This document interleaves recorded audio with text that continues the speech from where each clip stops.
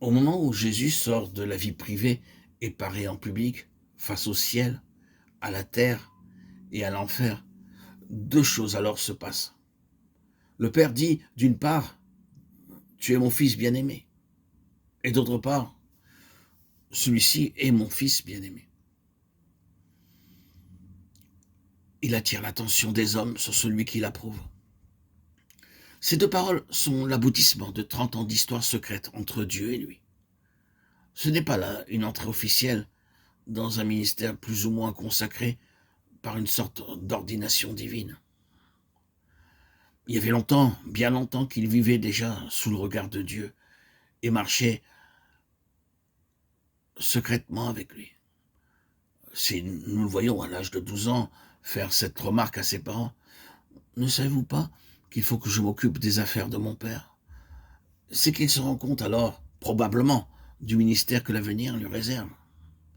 C'est qu'il réalise le vrai lien qui l'unit à son père. Et ainsi, répudie Joseph. Comme jeune garçon déjà, il va se rendre compte de la vraie nature de ses relations avec le ciel. Chers amis, auditeurs, auditrices, vous représentez-vous le développement de ce jeune homme qui, pendant des années, vit dans l'attente d'un jour qui semble ne jamais poindre à l'horizon et qui est son seul but, le jour où il commencera enfin l'œuvre de sa vie. Et il faut qu'il accepte cette attente, cette inaction spirituelle, apparente au moins, ce délai qui semble faire obstacle à sa vraie vocation et retarde son entrée en lice. Il faut qu'entre-temps, il continue à vivre et à plaire à Dieu jusqu'au moment où il voit enfin se lever le jour tant attendu et où il peut s'avancer en disant « le temps est accompli ». Oh, si sa vie pendant cette période préalable n'avait pas été agréable à son père en tout point, les cieux ne se seraient pas ouverts.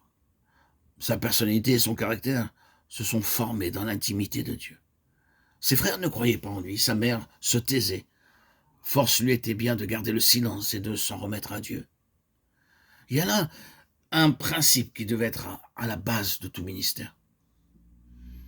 Quelle tragédie de prendre un jeune homme ou une jeune fille, de les envoyer pendant quelque temps sur les bancs d'une école biblique ou d'une faculté, puis de les jeter à l'eau et de les laisser se débattre sous la responsabilité énorme que représente l'œuvre de Dieu. Oh, cet arrière-plan expérimental d'une histoire secrète avec Dieu, arrière-plan si indispensable au ministère, ils ne l'ont pas. Comment affronteront-ils les armées de Satan qu'ils vont avoir devant eux au grand complet? De deux choses l'une, ou bien ils seront écrasés, ou bien ils perdront leur idéal et descendront au niveau des compromis. Qu'on ne s'y trompe pas, attendre ce n'est pas perdre du temps. Dieu cherche à nous faire passer par les profondeurs. Il peut sembler que nous sommes victimes d'un ajournement sans utilité, mais nous aurons bientôt la réponse à nos pourquoi. Quelque chose est en train de se passer qui va faire de nous des ministres de la nouvelle alliance. Ce n'est pas une préparation académique, ce n'est pas un examen d'école, c'est le développement d'une histoire secrète entre Dieu et nous. Paul reste plus d'une année dans l'église d'Antioche, mais son témoignage ne passe pas inaperçu. Il a appris de Dieu quel serait le travail de sa vie, il attend. Je me demande s'il a rongé son frein quelquefois.